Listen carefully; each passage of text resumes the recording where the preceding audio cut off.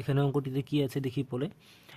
এখানে আছে একটি ট্রেনের প্রথম কামরায় 92 জন, দ্বিতীয় কামরায় 85 জন এবং তৃতীয় কামরায় 65 জন যাত্রী ছিল।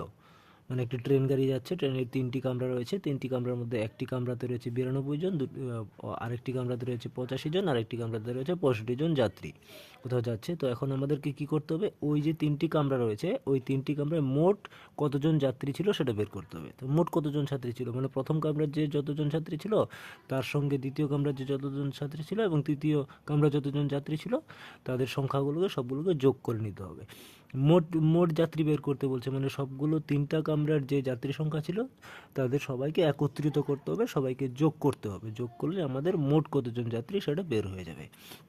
তো নিচে নিচে লিখে আমরা যোগটা করে ফেলি। প্রথমে প্রথম কামরায় ছিল 92 জন, 92 লিখলাম। তারপরের কামরায় ছিল 85 জন, 85 লিখলাম। তারপরের কামরায় ছিল 65 জন, 65 লিখলাম। লিখে এখন এটাকে যোগ করে নিলে আমাদের মোট যে যাত্রী সংখ্যা সেটা বের হয়ে যাবে। তো যোগ করি। প্রথমে এককের ঘরেরটা যোগ করতে হবে। 5 যোগ 5 হবে 10, 10 যোগ 2 12, 12, 12 2 হবে, এখানে 2 লিখলাম।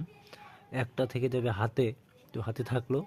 এদিকে কি রয়েছে 6, 6 আর 8, 6 আর 8 হয়ে যাবে 14, 14 আর 9 হয়ে যাবে 23, 23 আর হাতে রেখে 24। তাহলে এখানে এদিকে আর কিছু নেই, যার জন্য এখানে হয়ে যাবে 24। তাহলে আমাদের মোট 3টা কামরা মিলে মোট যাত্রী সংখ্যা কত হলো, 242 জন। তারপরে উত্তর লিখতে হবে যে 3টি কামরায়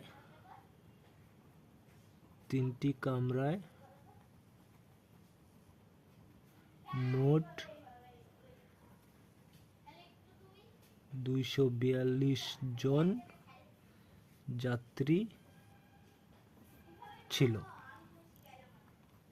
হয়ে গেল অঙ্ক আমাদের। এরকমভাবে ডাকের অঙ্কগুলো করতে হবে।